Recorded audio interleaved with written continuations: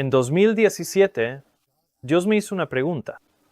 Y esa pregunta se encuentra en Mateo capítulo 16, versículo 15.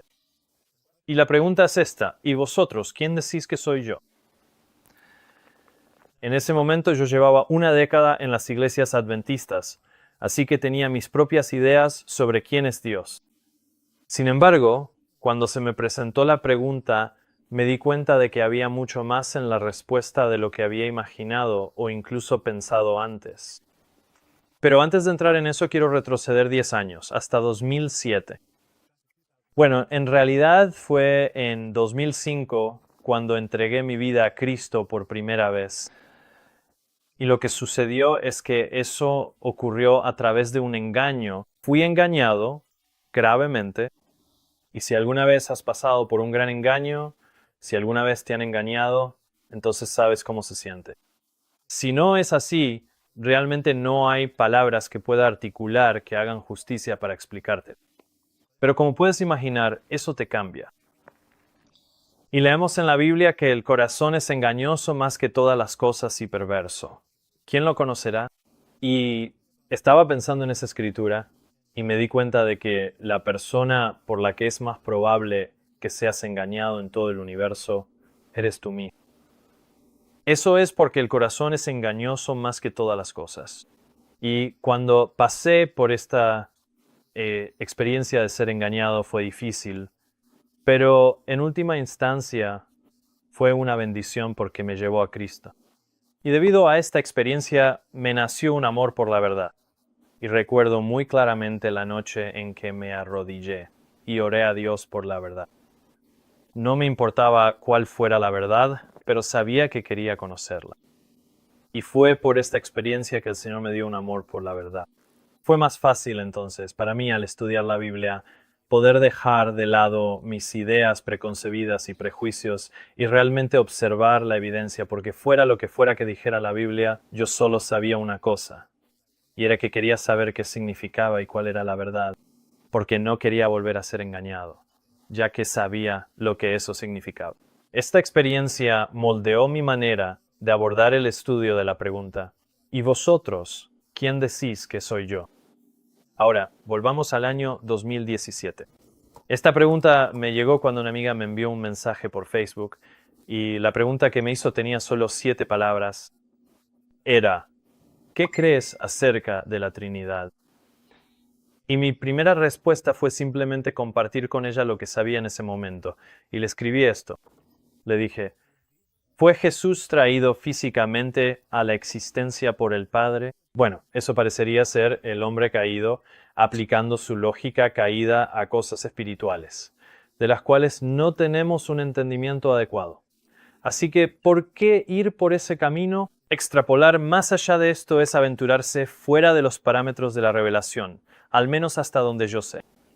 La razón por la que esta pregunta llegó a mí en 2017 es porque en abril o mayo de ese año el tema se estaba debatiendo en Facebook y la gente compartía publicaciones sobre quién es Dios y compartían sermones.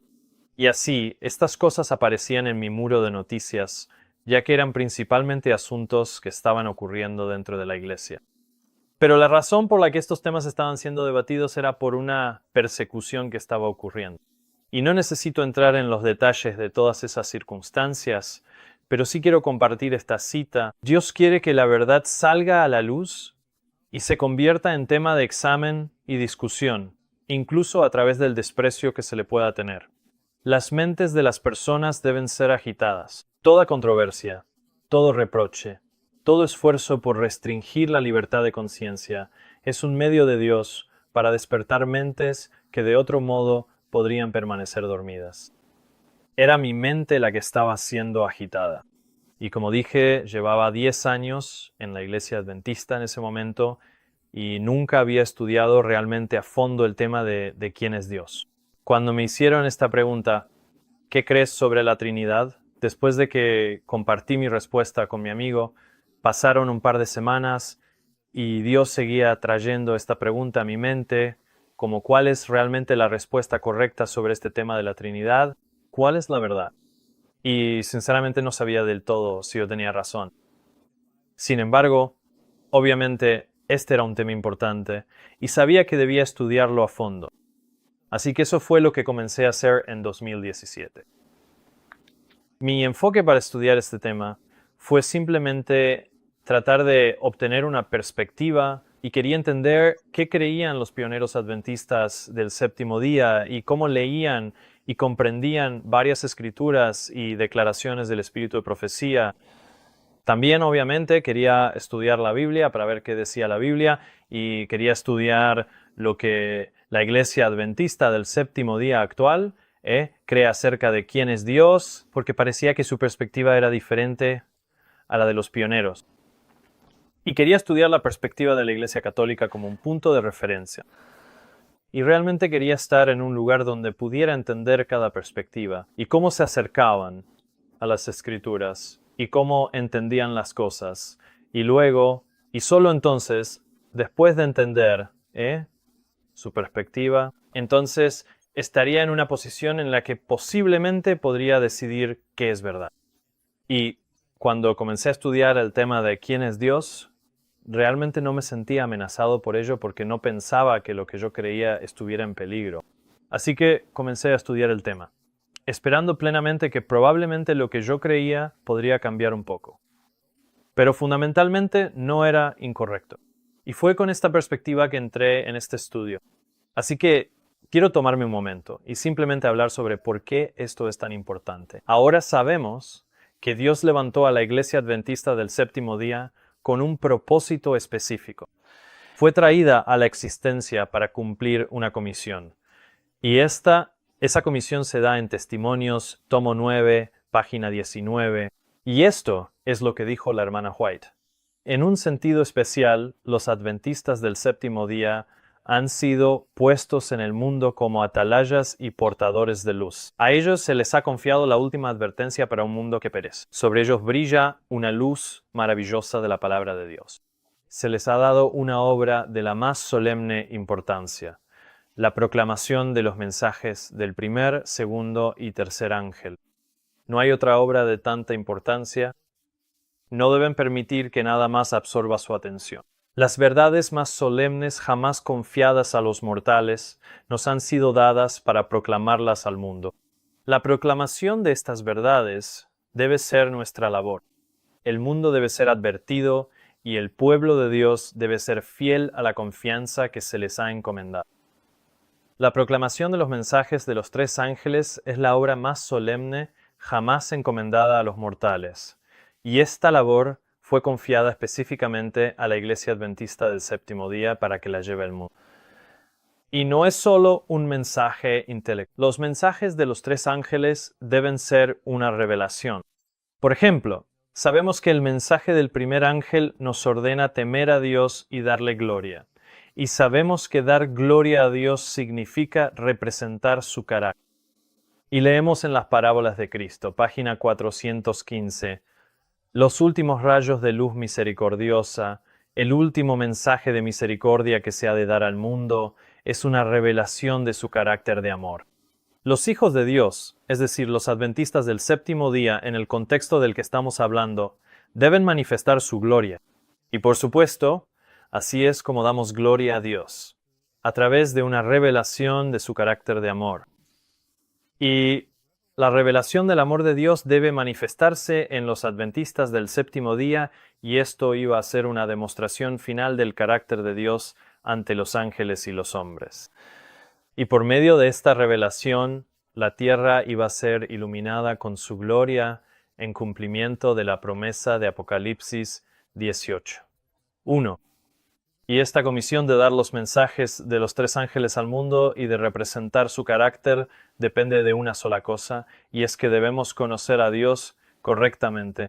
Y esto es lo que nos dice la hermana White en el libro El Ministerio de Curación, en el capítulo titulado Un verdadero conocimiento de Dios.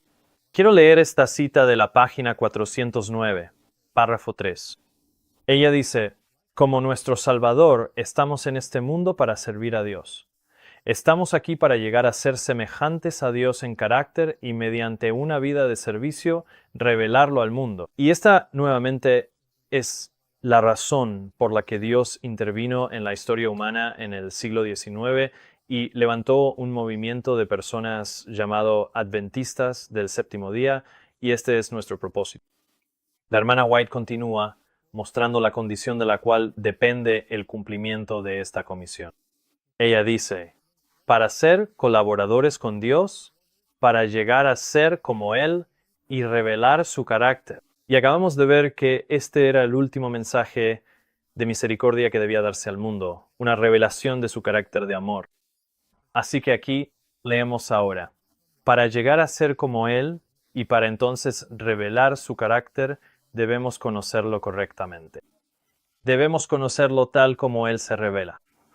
El conocimiento de Dios es el fundamento de toda verdadera educación y de todo verdadero servicio. Es la única salvaguardia real contra la tentación. Solo esto puede hacernos semejantes a Dios en carácter.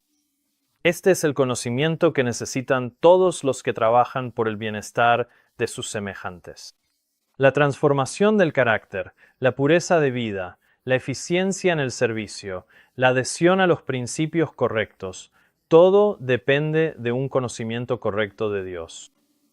Este conocimiento es la preparación esencial tanto para esta vida como para la vida venidera. Así que estamos aquí para revelarlo al mundo, y las palabras inspiradas en orden muestran que la condición que debe cumplirse para llegar a ser como Él y revelar su carácter es que debemos conocerlo correctamente.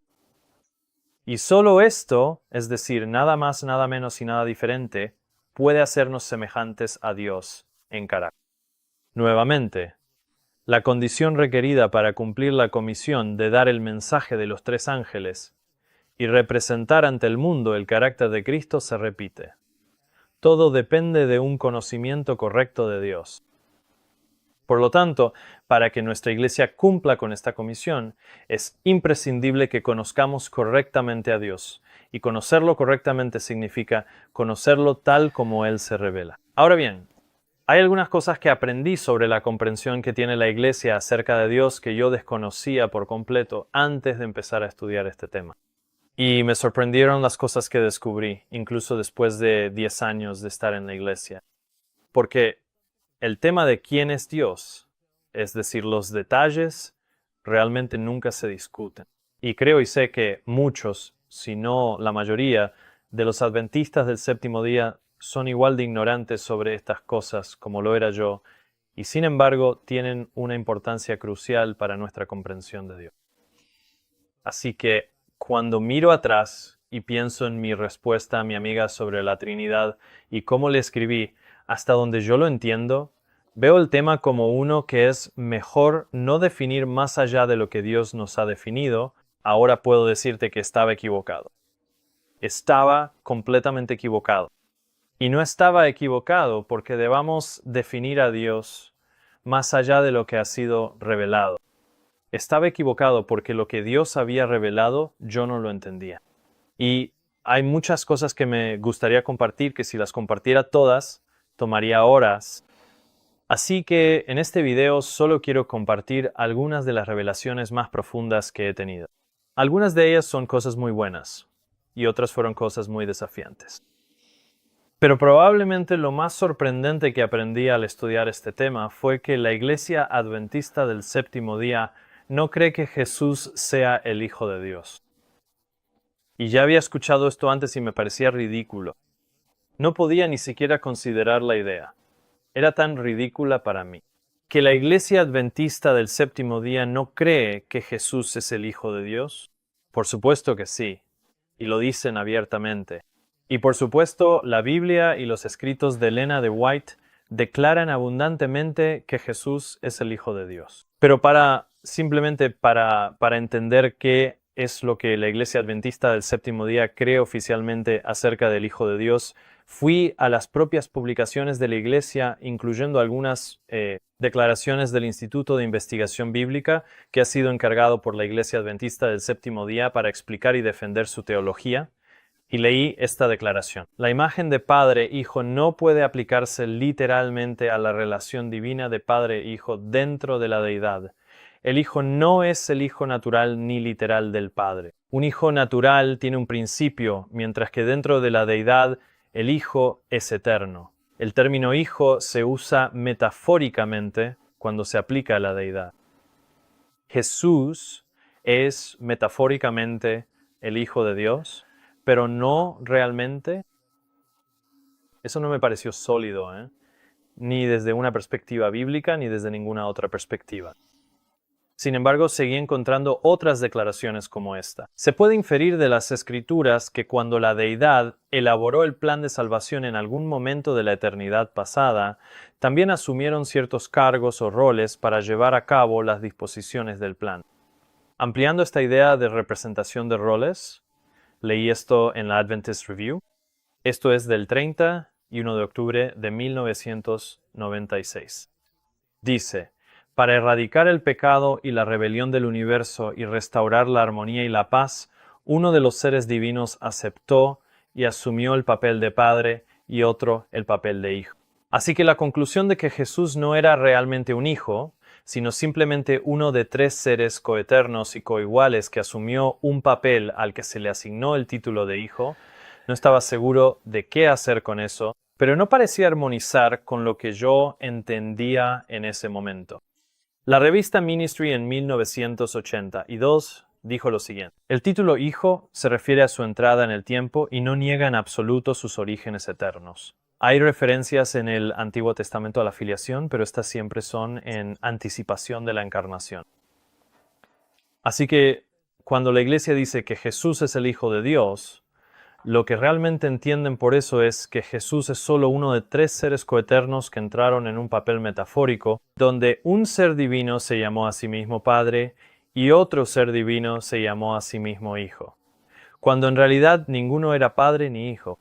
Y me sorprendió y me impactó que la Iglesia Adventista del Séptimo Día, de hecho, niegue que Jesús sea el Hijo divino de Dios. Niegan que Él sea el Hijo de Dios, sino que fue solo un papel metafórico o un título que asumió cuando nació en Belén. Esto para mí fue impactante, supongo, porque yo no lo sabía. No conocía la posición de la Iglesia sobre esto.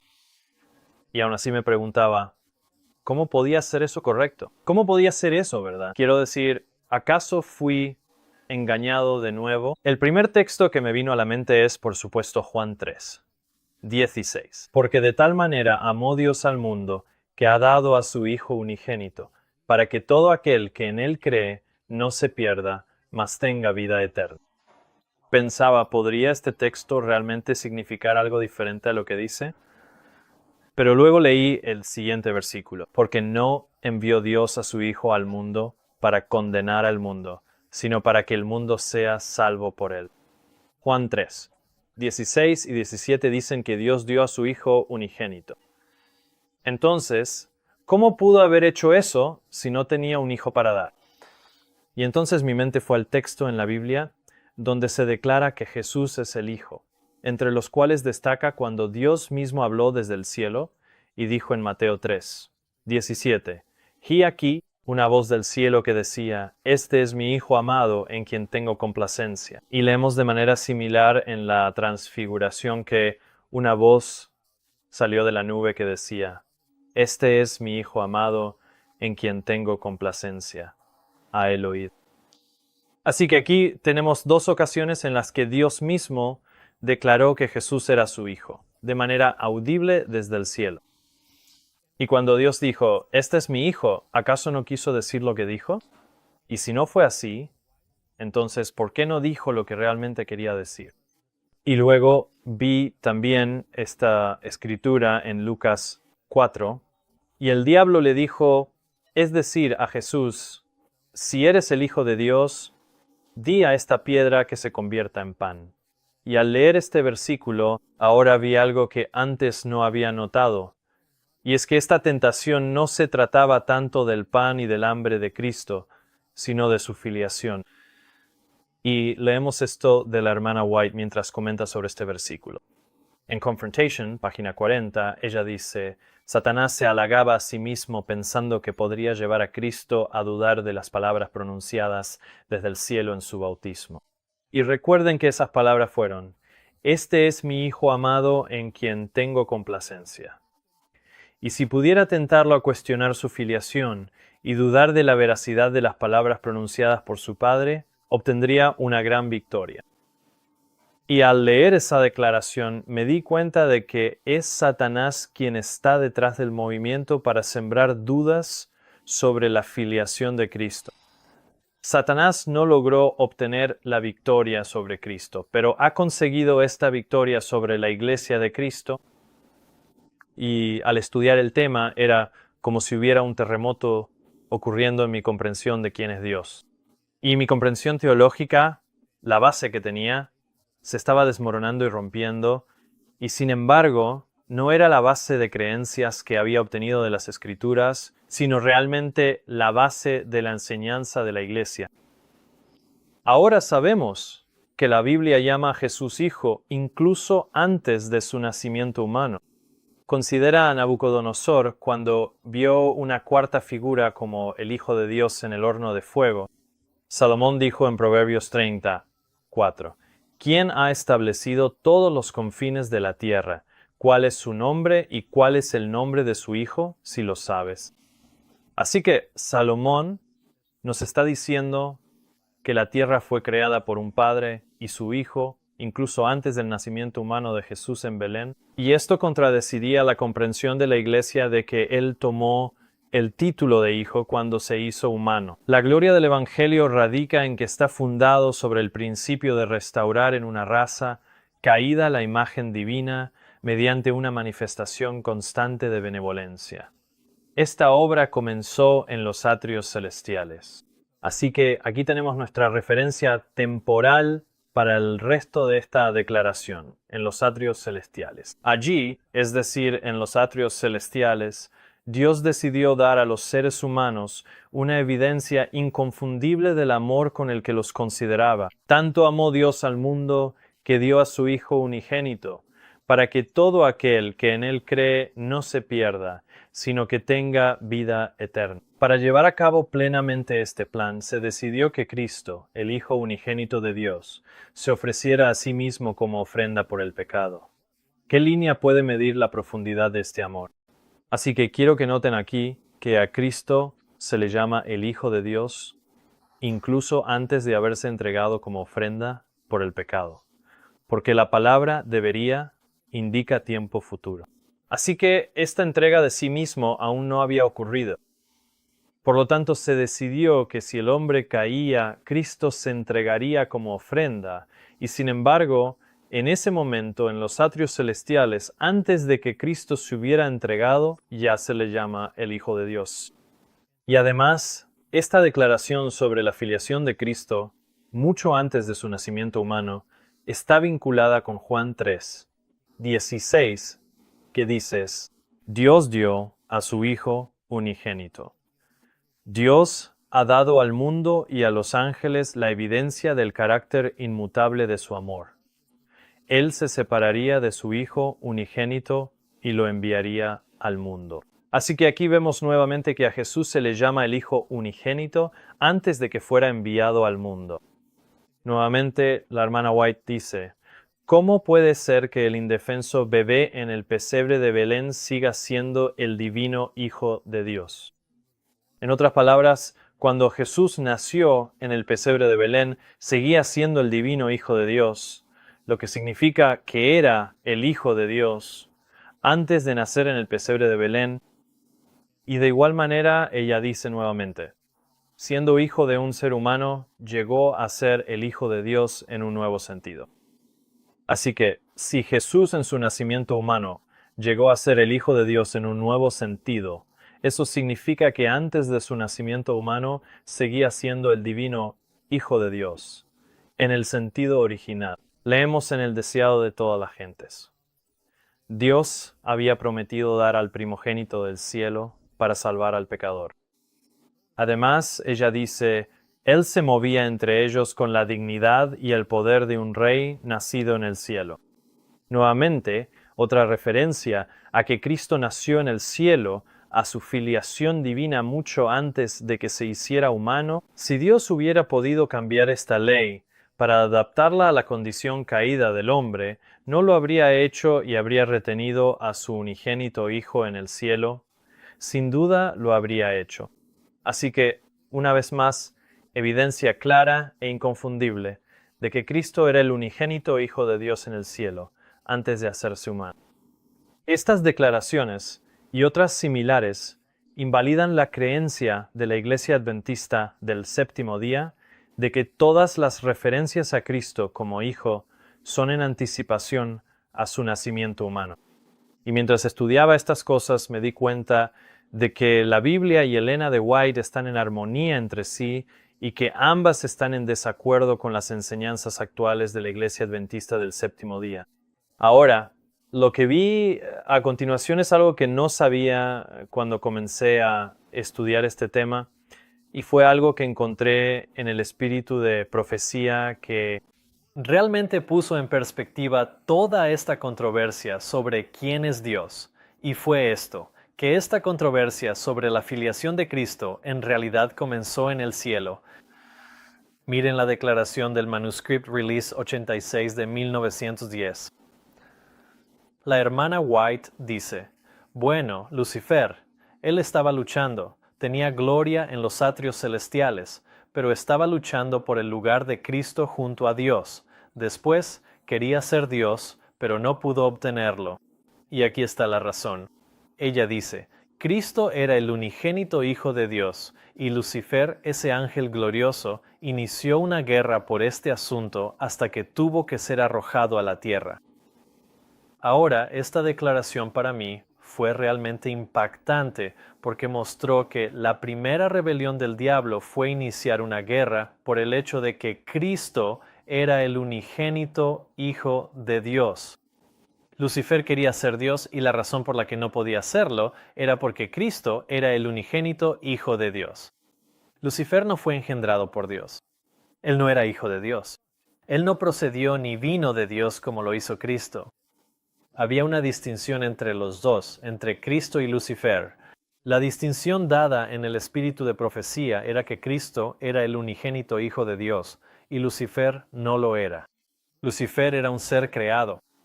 Al intentar defender su argumento contra Dios, por excluirlo de la deidad, Lucifer tendría que demostrar que Cristo no era realmente un hijo, y esta es la contienda que emprendió en los atrios celestiales.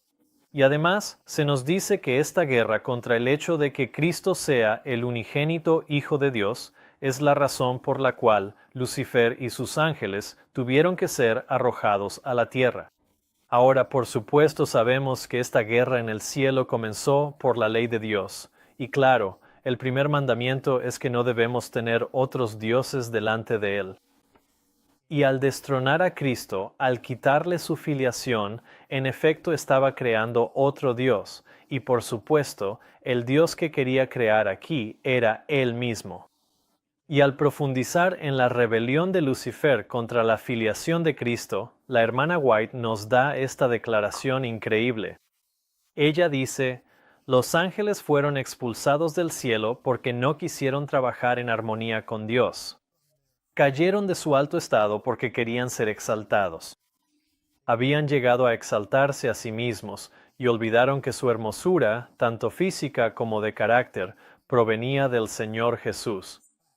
Este hecho los ángeles querían oscurecer, que Cristo era el unigénito Hijo de Dios, y llegaron a considerar que no debían consultar a Cristo.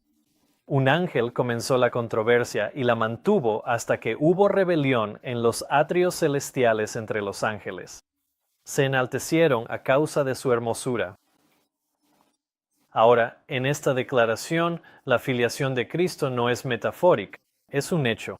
Este hecho, dice ella, los ángeles querían oscurecer, el hecho de que Cristo era el unigénito Hijo de Dios. Así que no solo la filiación de Cristo era un hecho, sino que era un hecho, es decir, ya lo era. No es una aplicación futura que Él se convertiría en el Hijo de Dios cuando se hiciera humano. Ya era un hecho que Cristo era el unigénito Hijo de Dios en el cielo cuando los ángeles y Lucifer se rebelaron contra Dios.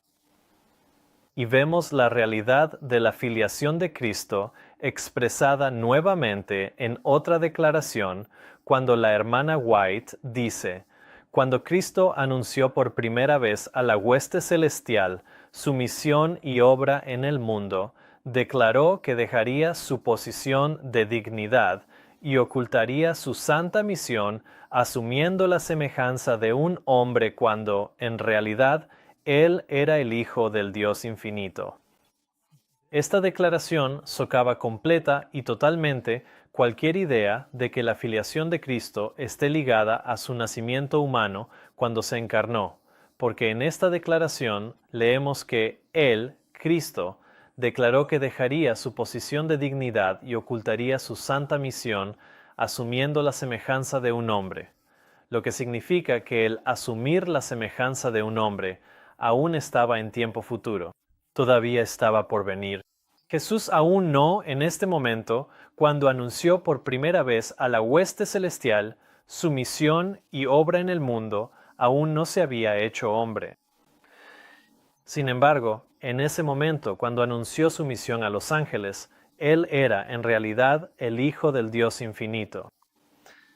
La filiación divina de Cristo, según dice la hermana White, antes de que Él asumiera la semejanza de un hombre, es una realidad y un hecho, y por lo tanto no puede armonizarse en absoluto con esta idea de que su filiación es metafórica, un papel o un símbolo.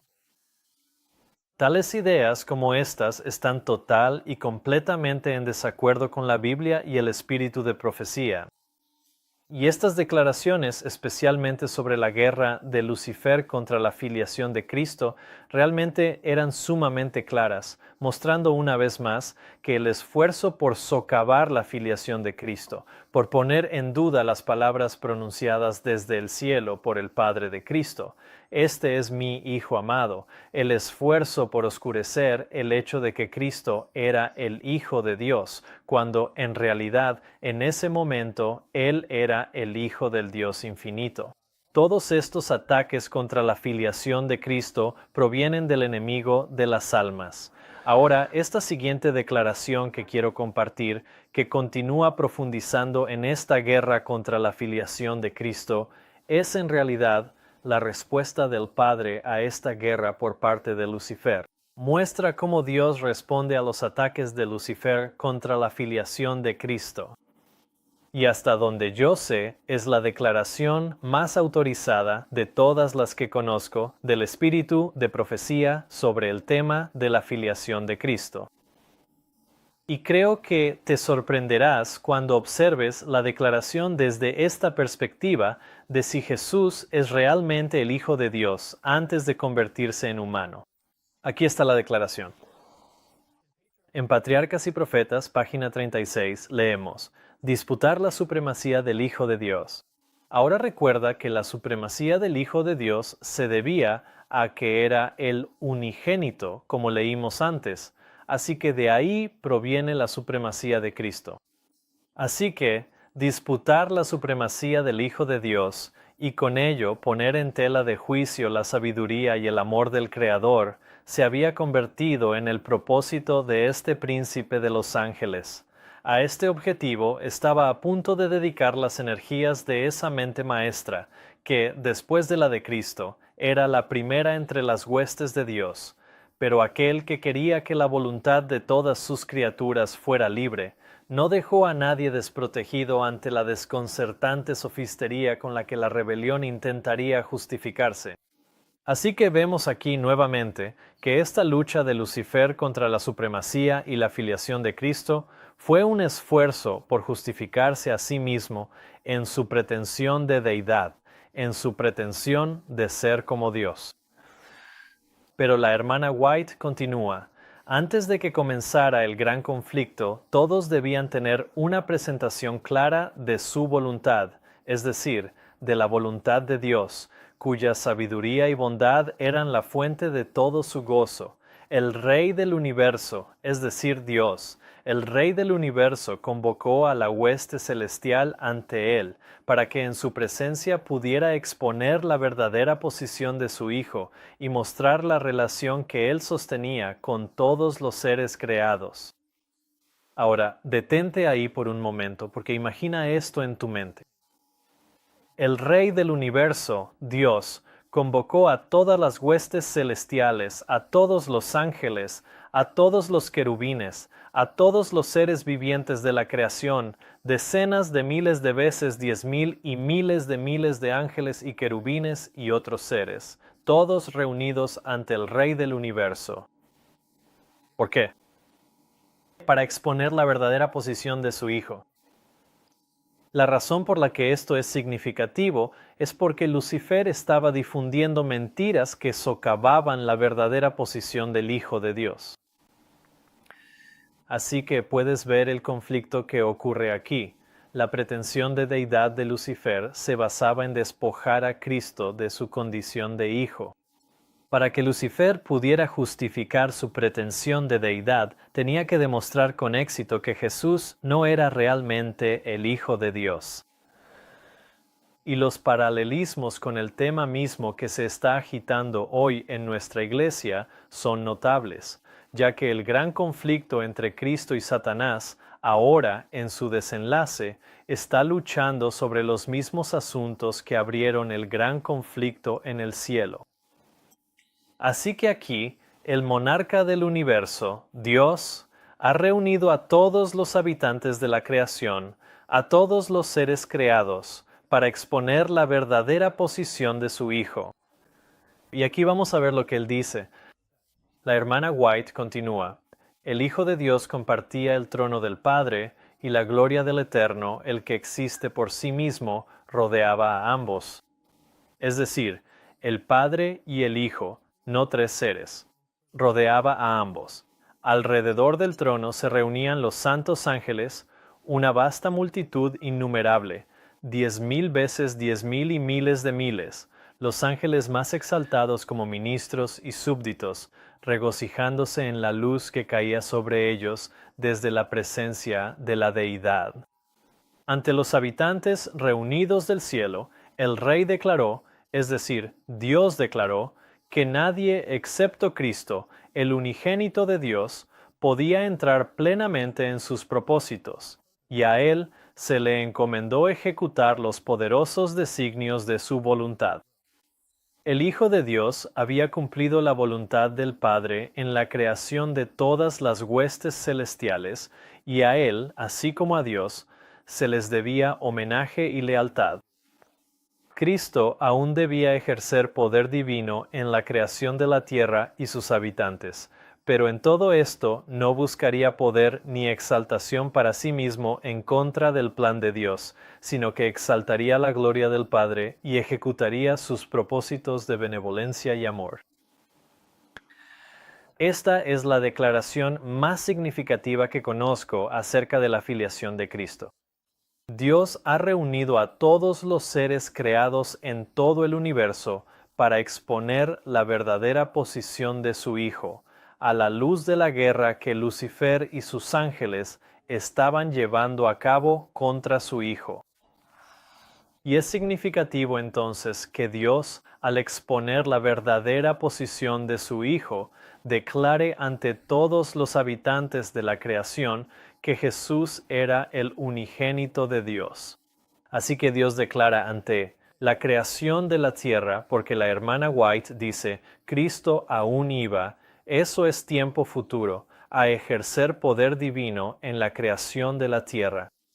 Así que si la tierra no había sido creada, entonces Él aún no se había hecho humano, y sin embargo, al exponer la verdadera posición de su Hijo, Dios declara ante la audiencia de todo el universo que Cristo era el unigénito de Dios y lo llama el Hijo de Dios. Así que cualquier cosa contraria a esto es una mentira. ¿Quién fue el que quiso sembrar dudas sobre las palabras de Dios pronunciadas en el bautismo de Cristo? Este es mi Hijo amado. ¿Quién fue el que intentó oscurecer el hecho de que Cristo era el unigénito Hijo de Dios? ¿Quién es el que ha estado tratando de poner en duda la verdadera posición del Hijo de Cristo para justificarse en su guerra contra Dios y ha afirmado ser semejante al Altísimo? Fue Lucifer, y cualquier enseñanza que socave la veracidad de la filiación de Cristo, de que Cristo es el unigénito Hijo de Dios, incluso antes de la creación del mundo, es luciferismo. Es la enseñanza de Lucifer, y sin embargo encontramos esta doctrina de demonios siendo enseñada en nuestra iglesia. Si vamos a representar a Cristo ante el mundo y a dar el último mensaje de misericordia al mundo, que es una revelación de su carácter de amor, entonces vamos a tener que tener una comprensión correcta de quién es Dios y quién es su Hijo. Y no es de extrañar entonces que, a medida que esta gran controversia llega a su fin, Satanás redoble sus esfuerzos para oscurecer el hecho de que Cristo es el unigénito Hijo de Dios.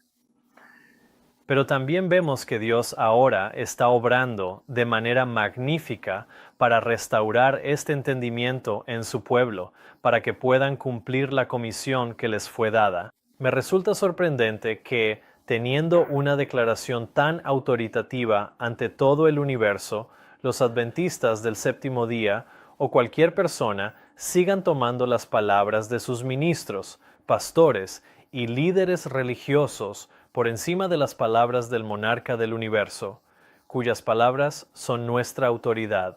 Si recibimos el testimonio de los hombres, mayor es el testimonio de Dios, porque este es el testimonio de Dios que ha testificado acerca de su Hijo.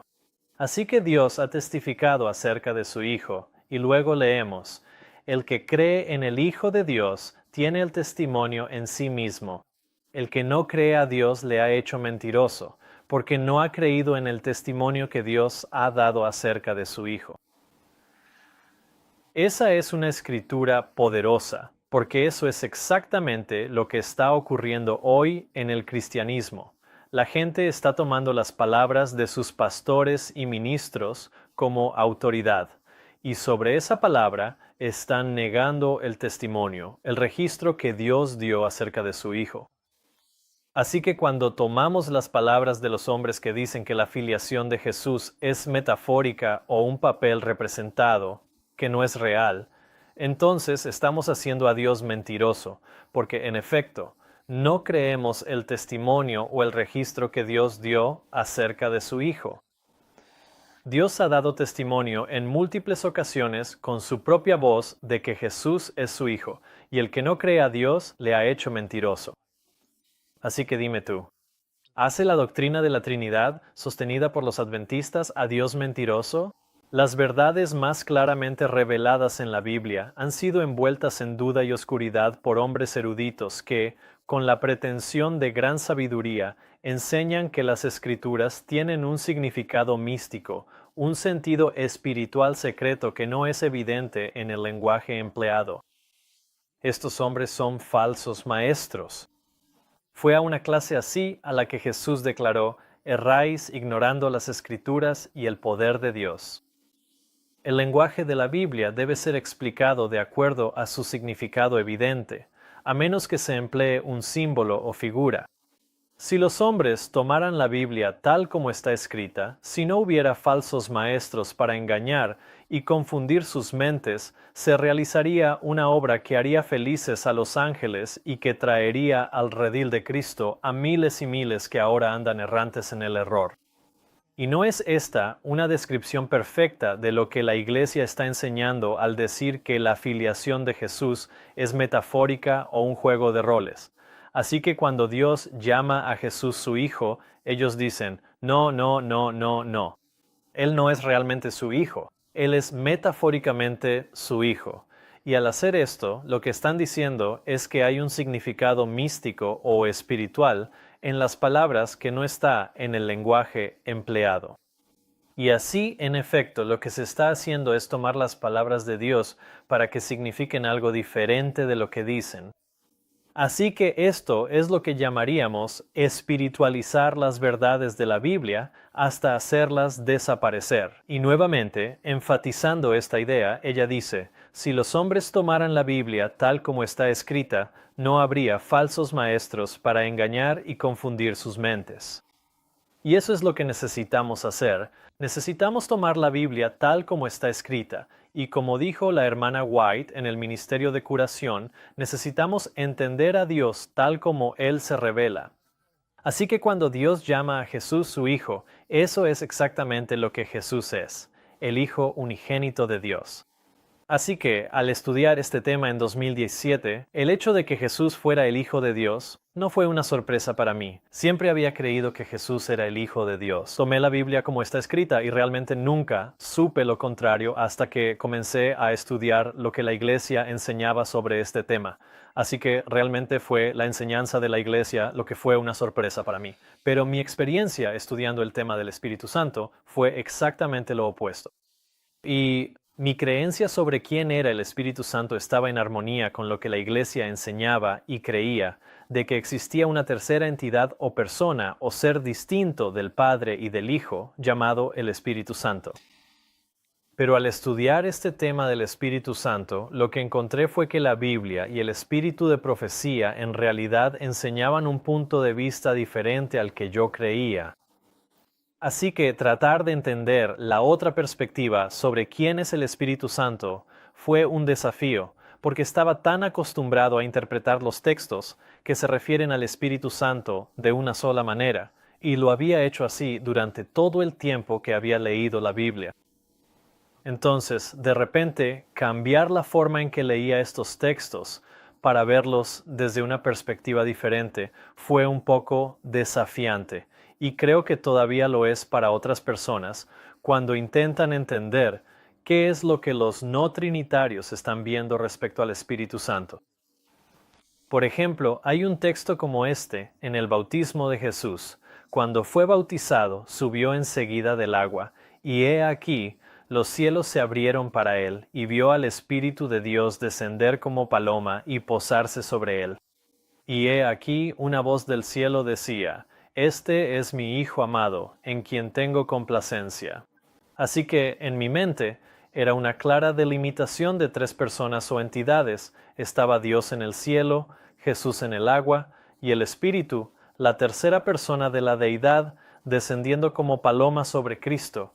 Y con respecto a la declaración sobre la tercera persona de la deidad, hay una afirmación como esta que también me parecía muy clara, donde ella dice, el príncipe del poder del mal solo puede ser refrenado por el poder de Dios en la tercera persona de la deidad, el Espíritu Santo.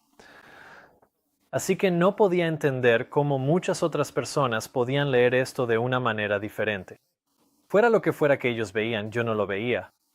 Y no quiero decir que estuviera en desacuerdo, solo quiero decir que simplemente no lo entendía.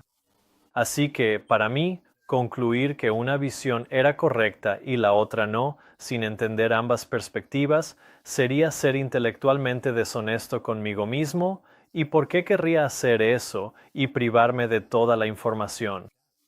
He estado ahí antes y lo he hecho cuando fui engañado, y no voy a volver a hacerlo. No voy a permitir que mi corazón, mis sentimientos, emociones o ideas preconcebidas influyan o tengan peso en mi estudio al tratar de determinar qué es la verdad, porque sé que siempre esos prejuicios, esas perspectivas y esas ideas preconcebidas siempre distorsionarán la evidencia o la interpretación a favor de mi idea preconcebida. Y de nuevo, seguía en la posición de que no me importa cuál sea la verdad, solo quiero saber cuál es la verdad. Y en última instancia, sé que la verdad es Jesús, y toda verdad me llevará más cerca de Él, porque Él es la verdad. Así que realmente no había ningún miedo en mí de tener que llegar a una realización en la que necesitara cambiar mi idea, porque sabía que si algo era más verdadero que lo que yo había creído antes, entonces cambiar mi punto de vista, en efecto, me acercaría más a Cristo, y eso es lo que quiero. Creo que eso es lo que todos queremos, pero sé que el yo se interpone y a menudo nos impide entender y estudiar las cosas objetivamente para que podamos acercarnos a Cristo al comprender qué es la verdad. Así que, en lugar de tomar una decisión basándome únicamente en entender los textos de la manera en que siempre los he entendido respecto al Espíritu Santo, quise ver qué era lo que veían aquellos que rechazaban la Trinidad. Quería ser capaz de entender su perspectiva y ver las Escrituras desde su punto de vista. Quería poder comprender su teología y luego, estando en una posición en la que pudiera entender ambos puntos de vista, así estaría en un lugar donde sabría que podría tomar una decisión intelectualmente honesta sobre cuál visión era la correcta. Así que el punto de vista opuesto también tenía algunos textos muy claros que encontré, como este en la Carta 66 del 10 de abril de 1984, párrafos 17 y 18. La hermana White dice: queremos la comprensión completa y perfecta que solo el Señor puede dar. No es seguro captar el espíritu de otro. Queremos el Espíritu Santo, que es Jesucristo. Ahora bien, yo creía que la tercera persona de la divinidad era alguien distinto de Cristo, así que al leer esa declaración, el Espíritu Santo, que es Jesucristo, sabía que no armonizaba con mi punto de vista. Pero la declaración era lo suficientemente clara como para saber que, si simplemente la ignoraba o la tergiversaba para que tuviera un significado acorde con mi opinión, me estaría engañando a mí mismo y, en esencia, mintiéndome. Así que, para no perjudicarme a mí mismo, tuve que ver si lo que la hermana White decía podía armonizarse con la Biblia, y así fue. Por ejemplo, leemos en 1 Corintios 15:45 que el postrer Adán, que es Cristo, fue hecho espíritu vivificante. Y en 2 Corintios 3:17 leemos: el Señor es el Espíritu, y donde está el Espíritu del Señor, allí hay libertad. Así que vemos en estos textos bíblicos que Jesús, quien es el postrer Adán, fue hecho espíritu vivificante, y muy claramente el Señor, es decir, Jesús, es ese espíritu. Y luego hay una declaración en Romanos 8, 9, 10. Mas vosotros no estáis en la carne, sino en el espíritu, si es que el Espíritu de Dios mora en vosotros. Ahora bien, si alguno no tiene el Espíritu de Cristo, no es de él. Y si Cristo está en vosotros, el cuerpo en verdad está muerto a causa del pecado, pero el Espíritu vive a causa de la justicia. Entonces, ¿quién es, según este texto, el que está en mí? Si yo, como trinitario, creyera que el Espíritu de Cristo es alguien distinto de Cristo, entonces no podría ser Cristo en mí, porque es el Espíritu de Dios el que mora en mí. Sin embargo, si fuera Cristo en mí, y Cristo es alguien distinto del Espíritu Santo, entonces no podría ser el Espíritu Santo en mí, porque entonces sería Cristo quien estaría en mí. Así que la comprensión trinitaria del Espíritu de Dios no armoniza con estos versículos, pero sí tienen sentido si el Espíritu de Dios que mora en ti es el Espíritu de Cristo, porque es Cristo, como dice, Cristo esté en vosotros. Y esto también queda claro en Juan 14, hablando del Consolador, y Jesús dice lo siguiente: y yo rogaré al Padre, y Él os dará otro Consolador, para que esté con vosotros para siempre. Así que Juan 14 identifica claramente quién es el Consolador, y el propio Jesús identifica quién es el Consolador. En el capítulo 14, versículo 18, Él dice: vendré a vosotros. En el versículo 20 dice: yo en vosotros. Y en el versículo 21 dice: yo le amaré y me manifestaré a él. Y al leer estos versículos me quedó absolutamente claro que el Consolador era Jesús, era Él quien vendría a mí, era Él quien estaría en mí, era Él quien se manifestaría a mí. Y era tan claro que realmente solo miré estos versículos en este capítulo y me di cuenta: ¿cómo pude haberlo entendido de otra manera durante tanto tiempo? Simplemente nunca lo había mirado objetivamente. Y además, entendimos que los discípulos tenían la comprensión correcta de quién era el Consolador, porque leemos en el versículo 22 que Judas le dijo: no el Iscariote, Señor, ¿cómo es que te manifestarás a nosotros y no al mundo? Así que incluso los discípulos entendían que Jesús se estaba manifestando a sí mismo. Solo estaban preguntando cómo, pero no quién. Ellos entendían que el quién era Jesús. Y comentando sobre este pasaje, Elena White dice que Cristo debía manifestarse a ellos y sin embargo, ser invisible para el mundo era un misterio para los discípulos. No podían entender las palabras de Cristo en su sentido espiritual, estaban pensando en una manifestación exterior y visible. No podían comprender el hecho de que podían tener la presencia de Cristo con ellos y sin embargo, Él ser invisible para el mundo. No entendían el significado de una manifestación espiritual. Así que la hermana White aquí está de acuerdo con la Biblia en que Jesús se está manifestando a sí mismo. Y esta manifestación de sí mismo sería la presencia de Cristo con ellos.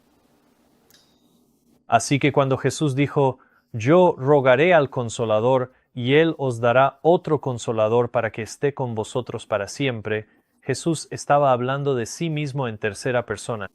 Así que el Consolador del que Él hablaba, que estaría con ellos para siempre, era Él mismo, era Jesús. Jesús es el Consolador, tal como Él dijo.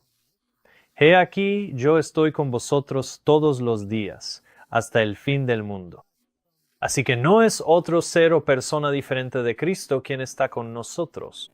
Es Jesús quien está con nosotros. Y la hermana White añade esta declaración: que estudien el capítulo 17 de Juan y aprendan cómo orar y cómo vivir la oración de Cristo. Él es el Consolador. Él morará en sus corazones, haciendo que su gozo sea completo. Y ella dice, al mirar a Jesús por la fe, nuestra fe atraviesa la sombra y adoramos a Dios por su maravilloso amor al darnos a Jesús, el Consolador. Y Cristo debe ser conocido por el bendito nombre de Consolador. Y finalmente, si aún quedaba alguna duda sobre lo que creía la hermana White, ella dijo, el Salvador es nuestro Consolador. Esto lo he comprobado en él. Así que está tan claro como puede estar en el idioma inglés que la hermana White creía que el Consolador es Jesucristo y que como Consolador Él habitaría con nosotros. Entonces, ¿qué es el Espíritu que desciende sobre Cristo como paloma en su bautismo? Leemos esta declaración en Youth Instructor, 1 de marzo de 1874. Ella dice, los cielos se abrieron y rayos de luz y gloria procedieron de allí y tomaron la forma de una paloma, en apariencia como oro bruñido. La forma de paloma era emblemática de la mansedumbre y la gentileza de Cristo. Así que la forma de paloma no representaba a otro ser ni a otra persona o entidad. Era emblemático, es decir, una representación visual o un símbolo visual del carácter de Jesús, de su gentileza y mansedumbre. Ahora bien, mientras estas declaraciones definen claramente quién es el Consolador, descubrí que la Biblia también le da un nombre al Consolador. Y para mí, esto fue una de las evidencias más concretas de que la Biblia nos dice quién es el Espíritu de Dios. Y esto en realidad surge al estudiar la palabra para consolador. La palabra griega para consolador es parakletos, y Juan solo usa esta palabra 5 veces, y solo Juan la utiliza. Y vemos esto en Juan 14, 16, 14, 26, Juan 15, 26 y Juan 16, 7 y 1 Juan 2, 1. Y en cada caso, la palabra parakletos se traduce como consolador, excepto en la quinta ocasión. En 1 Juan 2, 1 leemos, y si alguno peca, abogado tenemos para con el Padre a Jesucristo el justo. Y la palabra abogado aquí es la palabra griega parakletos. Así que el abogado, o el parakletos, es el consolador que tenemos con el Padre, que es Jesucristo el justo. Así que, según la Biblia, yo veía que el consolador es Jesucristo, y según Elena de White, el consolador es Jesucristo. Pero según la Iglesia Adventista del Séptimo Día actual, El Consolador no es Jesucristo. Así que estos descubrimientos estaban causando una impresión en mi mente y yo comenzaba a ver que muy bien podría ser que el Consolador, el Espíritu Santo, es Jesucristo. Es su presencia con nosotros y no alguna otra tercera persona o ser distinto de Cristo. Y era tan claro, de hecho, tanto en la Biblia como en el Espíritu de profecía, que realmente me preguntaba, ¿cómo pude haber pasado esto por alto antes? Sé cómo fue que durante tanto tiempo leí las declaraciones más claras y consideré al Espíritu Santo como alguien distinto de Jesús, cuando claramente no lo era, según la Biblia o el Espíritu de profecía. Y luego me encontré con esta declaración que respondió mi pregunta sobre cómo podía ser esto y por qué. La hermana White dice en Review and Herald, 26 de agosto de 1980, la razón por la que las iglesias están débiles, enfermas y a punto de morir es que el enemigo ha traído influencias de naturaleza desalentadora sobre las almas temblorosas. Ha procurado apartar a Jesús de su vista como el Consolador, como aquel que reprende, que advierte, que les amonesta diciendo, «Este es el camino, andad por él». Esta cita fue como si otra luz se encendiera en mi mente oscurecida, así como Satanás y sus ángeles habían intentado oscurecer el hecho de que Cristo era el unigénito Hijo de Dios, también había procurado apartar a Jesús de mi vista como el Consolador. Y sé que no soy el único. Ha procurado apartar a Jesús de nuestra vista como el Consolador. Fue después de 12 años de ser cristiano que finalmente acepté, comprendiendo plenamente que Jesús es mi Consolador y que es Cristo quien mora en mí. Eso es. Esa fue una revelación hermosa para mí porque magnifica la intimidad de mi experiencia con Cristo, mi relación con Cristo. Como dije antes, toda verdad nos llevará más cerca de Jesús, y siendo esta la verdad, que es Jesús quien mora en mí, eso me acerca más a Él. Y como los discípulos, ellos entendieron que era Cristo manifestándose a sí mismo, pero no entendían cómo, así que sinceramente yo tampoco lo entendía. Así que me preguntaba, ¿cómo es que Cristo mora conmigo? Y me di cuenta de que estaba haciendo la misma pregunta que Judas cuando dijo, ¿cómo es que te manifestarás a nosotros y no al mundo? Pero Elena White, citando a Jesús, escribió esto, y yo rogaré al Padre, y os dará otro consolador, para que esté con vosotros para siempre. El Espíritu de verdad, al cual el mundo no puede recibir, porque no le ve ni le conoce, pero vosotros le conocéis, porque mora con vosotros y estará en vosotros. Esto se refiere a la omnipresencia del Espíritu de Cristo, llamado el Consolador. Así que el Consolador es la omnipresencia de Jesucristo. Y aún hoy, muchos no comprenden el significado de la manifestación espiritual de Jesús porque, una vez más, Satanás ha procurado apartar a Jesús de su vista como el Consolador.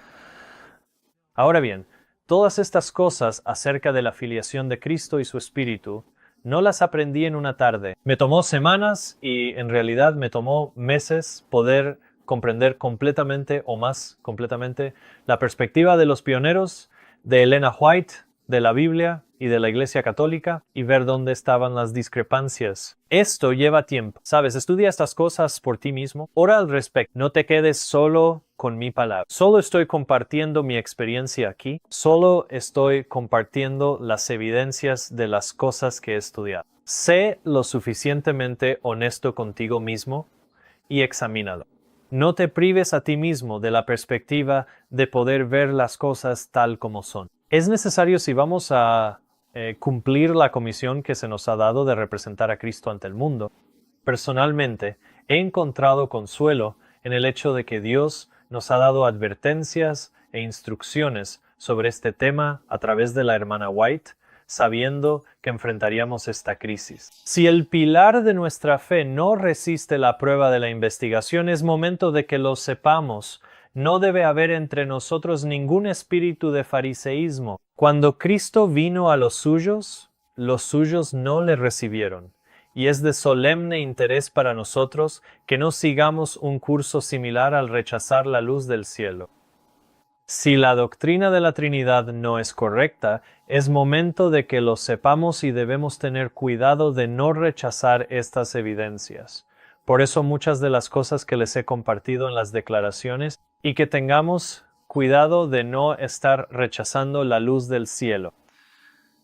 Para mí, la identidad del Espíritu Santo quedó resuelta. Yo sabía que era la omnipresencia de Cristo. Era tan claro que Cristo es nuestro Consolador, que Él vendría, que se manifestaría, pero aún no tenía claro cómo funcionaba eso.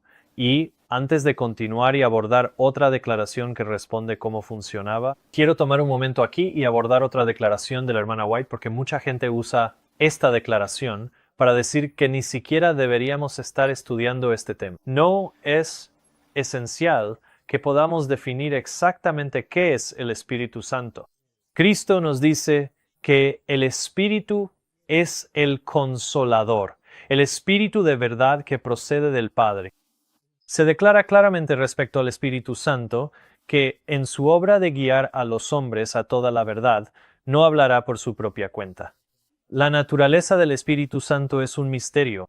Los hombres no pueden explicarlo porque el Señor no se lo ha revelado.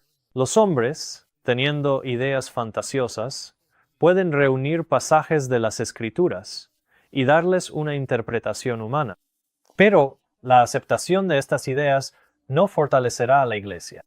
Respecto a tales misterios que son demasiado profundos para la comprensión humana, el silencio es oro. Y es importante abordar esta declaración porque a menudo se utiliza para levantar una barrera y eliminar la necesidad de cualquier investigación sobre el Espíritu Santo. Pero quiero hacer aquí una distinción muy necesaria que no hacen quienes usan esta cita para decir que no podemos entender la identidad del Espíritu Santo. No es esencial que podamos definir exactamente qué es el Espíritu Santo. La palabra que nos indica que no es necesario entender qué es el Espíritu Santo en términos de su esencia o composición material o su naturaleza, lo cual la hermana White aclara aún más cuando dice: la naturaleza del Espíritu Santo es un misterio. Y quiero dejar absolutamente claro aquí que nada de lo que estoy compartiendo siquiera intenta adivinar cuál es la naturaleza del Espíritu Santo. Estoy hablando de la identidad del Espíritu Santo en términos de quién es el Espíritu Santo, lo cual es completamente diferente de aquello contra lo que esta declaración advierte. Y por supuesto es importante para nosotros saber si es Cristo o si no es Cristo, porque eso marca una diferencia enorme. Así que ahora volvamos a la idea de querer entender cómo es que el Espíritu Santo era Cristo, no la naturaleza del Espíritu, sino cómo es que el Consolador era Jesucristo. Esta siguiente declaración realmente respondió muchas preguntas para mí y lo hizo mucho más claro. En 1895, Ellen White escribió esto: limitado por la humanidad, Cristo no podía estar en todos los lugares personalmente. Por lo tanto, era completamente para su beneficio. Hablando de los discípulos, era completamente para su beneficio que Él, Cristo, los dejara fuera a su Padre y enviara al Espíritu Santo para ser su sucesor en la tierra. El Espíritu es Él mismo, despojado de la personalidad de la humanidad e independiente de ella. Él, es decir, Cristo, querría representarse a sí mismo como presente en todos los lugares por medio de su Espíritu Santo como el omnipresente.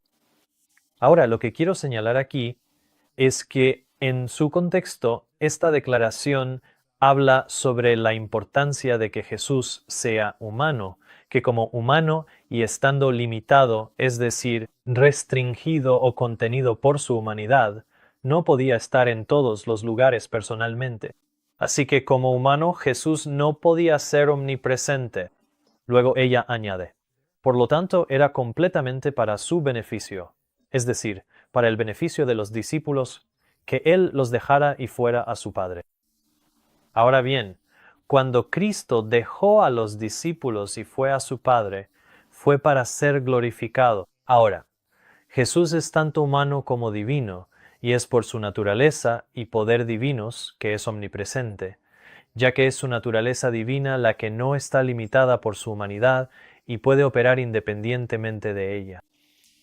Por ejemplo, cuando Cristo se hizo humano, se nos dice, que dejó a un lado su gloria y su majestad. Él era Dios, pero por un tiempo renunció a las glorias de la forma de Dios. Ahora, las glorias de la forma de Dios incluirían sus atributos divinos, incluida su omnipresencia, y estos atributos divinos Él por un tiempo los dejó a un lado. En otras palabras, los apartó. Y al revestir su divinidad con humanidad, renunció o dejó a un lado sus poderes divinos y se hizo sujeto a su naturaleza humana. Pero eso no fue de manera permanente, fue solo por un tiempo que los dejó a un lado. Ahora, si lo piensas, Jesús mismo no realizó ni un solo milagro por su propio poder. Como él mismo dijo, el Padre que mora en mí, Él hace las obras. Pero cuando Jesús ascendió después de su resurrección, fue glorificado, y las glorias de la forma de Dios que por un tiempo había dejado al hacerse humano, después de su ascensión las retomó una vez más, y por eso Juan escribió: el Espíritu Santo aún no había sido dado porque Jesús aún no había sido glorificado. Y por eso Jesús, al hablar de enviar al Consolador, dijo: me voy y vuelvo a vosotros. Él se iba, es decir, regresaba a su Padre en el cielo, pero volvería a ellos, a los discípulos, en espíritu. Y así está escrito: Dios ha enviado el Espíritu de su Hijo a vuestros corazones, clamando: Abba, Padre. Y estas afirmaciones me ayudaron a entender cómo el Espíritu Santo es la omnipresencia de Jesús.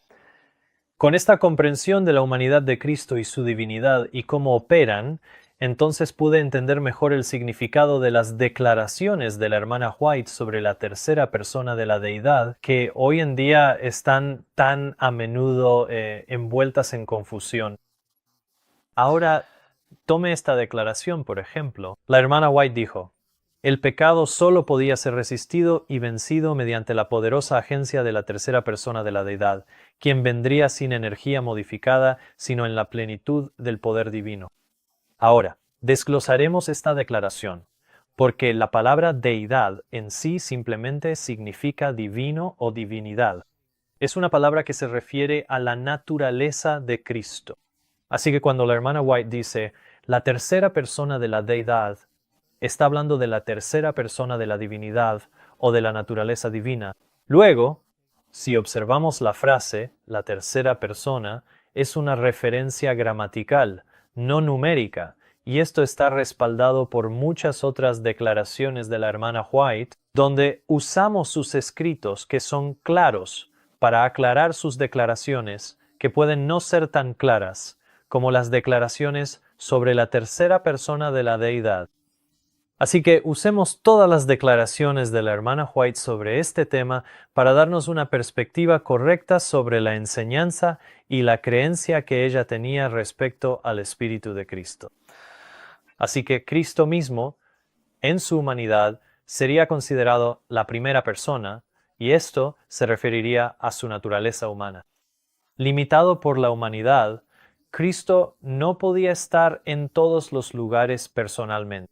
Así que fue por medio de su Espíritu Santo que la hermana White dijo: es Él mismo, pero despojado de la personalidad de la humanidad e independiente de ella, lo que significa que la naturaleza divina de Cristo, que es su Espíritu Santo, puede operar en la tercera persona, es decir, aparte de su humanidad, despojado de ella e independiente de la misma.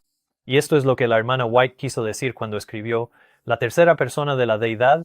Ella no quiso decir que fuera un tercer ser divino. Ella quiso decir que era la manifestación espiritual de la omnipresencia de Cristo en la tercera persona, aparte de su humanidad. En mi lucha con esta frase, la tercera persona de la deidad, algo que tuvo sentido para mí fue volver a mis años anteriores. Antes de ser cristiano, cuando jugaba videojuegos, Y muchas veces en juegos de carreras de autos, por ejemplo, puedes ver desde una perspectiva en primera persona cuando conduces el auto, cuando manejas a tu personaje. Ves a través de los ojos del personaje. Y eso sería la primera persona. Y la tercera persona sería fuera de la forma del personaje que estás manejando. Así que si fuera un juego de carreras de autos, por ejemplo, la perspectiva en tercera persona significaría que podrías ver a tu personaje al que estás controlando en el auto sobre la carretera. Y entonces operarías y controlarías a tu personaje desde la perspectiva en tercera persona. Así que la frase tercera persona en un sentido gramatical simplemente significa que el Espíritu Santo, siendo la tercera persona de la deidad o divinidad, simplemente significa que es Cristo en tercera persona en su naturaleza divina. Y por eso leemos tercera persona de la divinidad, porque se refiere a la divinidad de Cristo sin estar limitada por su humanidad. Así que era simplemente la manera en que la hermana White intentaba expresar que el Espíritu Santo era la presencia divina de Cristo operando aparte de su humanidad. Ahora, cuando observamos esta declaración, la tercera persona de la divinidad, podemos usar declaraciones paralelas para aportar más evidencia y confirmar que el Espíritu Santo es Jesucristo, que la tercera persona de la divinidad es Jesús. Así que consideren esta declaración: no hay poder en ti aparte de Cristo, pero es tu privilegio tener a Cristo morando en tu corazón por la fe, y Él puede vencer el pecado en ti cuando cooperas con sus esfuerzos. Ahora bien, por supuesto, el Él aquí es una referencia a Cristo. Él puede vencer el pecado en ti cuando cooperas con Él. Ahora, cuando comparas esta declaración con la que leímos antes, donde la hermana White dijo que el pecado solo podía ser resistido y vencido mediante la poderosa agencia de la tercera persona de la divinidad, tendríamos una contradicción si entendemos que la tercera persona de la divinidad es un ser o una persona distinta de Cristo. Porque si el pecado solo puede ser resistido y vencido por la tercera persona de la divinidad, entonces tendríamos una contradicción cuando ella dice que Cristo puede vencer el pecado en ti. Así que tenemos que tomar todas las declaraciones de la hermana White y armonizarlas si queremos entender su verdadera posición. Ahora, considera esta otra declaración como otro testimonio. Solo Jesús tiene poder para salvar del pecado, para liberar del poder del mal. Y hablando del individuo, solo hay una agencia por la cual puede ser limpiado del pecado. Debe aceptar la propiciación que ha sido hecha por el Cordero de Dios que quita los pecados del mundo. Así que aquí ella dice, solo Jesús tiene el poder de salvar del pecado. Nuevamente, esto contradice completamente la declaración anterior de que el pecado solo puede ser resistido y vencido mediante la poderosa agencia de la tercera persona de la divinidad. Entonces, ¿quién es el que puede vencer el pecado en nosotros? ¿Es solo Jesús o es únicamente la poderosa agencia de la tercera persona de la divinidad? Nuevamente, estas ideas son completamente contradictorias, a menos que entendamos que la tercera persona de la divinidad es la omnipresencia de la naturaleza divina de Jesús, independiente de su humanidad. Entonces podemos armonizar estas declaraciones y entender que la tercera persona de la divinidad es Jesús. Y para mí, cuando estaba analizando estas declaraciones acerca del Espíritu Santo, para añadir otro nivel de claridad, algo que me ayudó a entender las declaraciones sobre el Espíritu Santo fue comprender la manera en que Elena de White se refería al Espíritu como una agencia. En ambas declaraciones que vimos anteriormente, Elena de White en realidad se refirió al Espíritu Santo como una agencia, y también lo dice en otras declaraciones. Así que, para mí, entender que el Espíritu Santo es una agencia y un medio por el cual Jesús se hace omnipresente, me ayudó a comprender un poco mejor todas estas declaraciones acerca de la tercera persona de la divinidad. Cristo está retirado solo de la vista física, pero está tan verdaderamente presente por su Espíritu como cuando estaba visiblemente presente en la tierra. Y esta es una declaración significativa porque me estaba diciendo que la presencia del Espíritu de Cristo en mí era tanto la presencia de Jesús como cuando Él caminó en la tierra. De hecho, aún más porque ahora Él habita en mí. Y nuevamente fue una revelación hermosa entender que es literalmente la propia presencia de Jesús en mí. Como dice la hermana White, Jesús invita su propia presencia a tu alma. Él dice, «He aquí yo estoy a la puerta y llamo. Si alguno oye mi voz y abre la puerta, entraré a él y cenaré con él y él conmigo». ¿No abriremos la puerta de nuestros corazones al huésped divino? Al darme cuenta de que es la presencia de Jesús en mí, que es su propia presencia, encontré que esto era una revelación hermosa y muy bienvenida porque hizo que mi relación con Cristo fuera infinitamente más íntima. Porque esta revelación de que era Jesús en mí, que era mi Salvador quien estaba conmigo, su propia presencia, no de manera abstracta a través de alguna otra persona que nunca ha asumido la humanidad, sino que era Jesús mismo quien estaba en mí, el que fue tocado por los sentimientos de mis debilidades, quien caminó en carne humana, y sabe lo que es ser humano, quien es tentado como yo soy tentado y que es sin pecado, quien ha vivido en mi naturaleza caída, y sin embargo fue victorioso sobre todo pecado, el que también es mi abogado, mi consolador, ante el trono de Dios en el cielo, en el lugar santísimo. Él es el que está en mí. Y eso, para mí, es algo hermoso. La intimidad de saber que es la presencia de Jesús en mí y no la de otro me fue arrebatada durante 12 años, durante toda la duración de mi experiencia cristiana hasta 2017, porque Satanás había intentado oscurecerlo para mí. Y muchos de mis hermanos y hermanas en Cristo todavía están bajo su influencia satánica, apartando a Jesús de su vista como su consolador. Y esa es una de las razones por las que comparto mi testimonio. Y quiero que otros cristianos tengan la intimidad con Cristo que este entendimiento les traerá, entendiendo que es la presencia de Jesús en ellos. Hasta ahora, en este video, he compartido sobre mi estudio acerca de la filiación de Cristo y el Espíritu de Cristo, y sin embargo, para mí y para otros, la revelación más asombrosa sobre el tema de la Trinidad es en realidad la historia de la misma y cómo llegó a la Iglesia Adventista del Séptimo Día.